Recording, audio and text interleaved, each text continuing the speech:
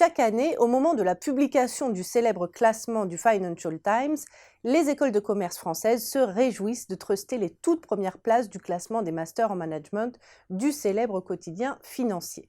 Et c'est vrai, la France hisse 3 de ses prestigieux établissements dans le top 5. HEC mène la danse avec sa 2e position, derrière l'université de Sainte-Gallen en Suisse, suivie de près par l'ESSEC à la 4e place, juste devant le SCP Europe 5e.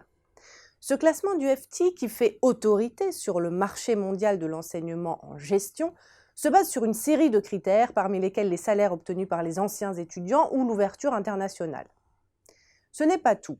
L'échappée de tête des 3 parisiennes est suivie par un large peloton de 21 autres grandes écoles françaises présentes dans ce top 100 des formations en management, notamment l'EDEC, 17e, Schema, 25e, l'IESEG, 32e, Audencia, 39e ou l'EM Lyon, 40e.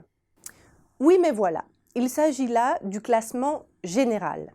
Et au-delà de la légitime satisfaction qu'il peut procurer, il y a peut-être d'autres enseignements à tirer de ce résultat. D'ailleurs, en seulement quelques clics sur le site du Financial Times, on peut analyser ce classement sous un autre angle, et alors là, c'est un peloton de tête bien différent qui apparaît. Il suffit de rechercher le critère de rentabilité des diplômes appelé Value for Money, calculé par le FT, et qui mesure le rapport qualité-prix des formations. En d'autres termes, le FT examine le retour sur investissement en prenant en compte le salaire obtenu par les anciens étudiants rapporté au coût de leur scolarité.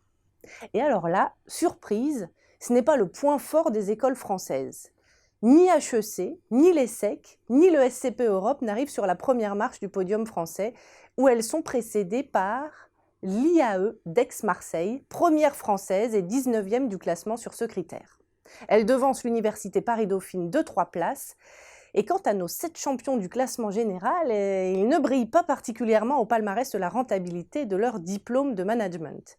Si Audencia décroche la 32e place sur 100, HEC n'est que 37e, l'ESSEC 48e, ESCP Europe 63e, Schema 68e, l'EDEC 70e et l'IESEG 74e.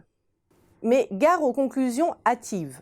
Ce que montre le classement du FT, c'est qu'elles ont le meilleur rapport qualité-coût des études. Et certes, pas que les salaires sont plus élevés à la sortie ou dans la suite de la carrière. Et pour cause, ce sont des établissements publics pratiquant des tarifs modérés, ce qui fait d'ailleurs le succès d'autres business schools européennes appartenant à des universités aux frais d'inscription peu élevés et qui sont mieux classées sur ce critère.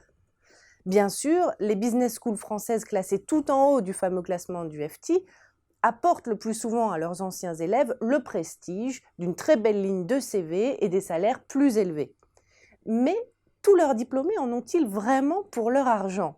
D'autant que les écoles de commerce sont amenées à augmenter chaque année leurs frais de scolarité, qui restent certes encore bien éloignés des tarifs pratiqués par les grandes business schools américaines.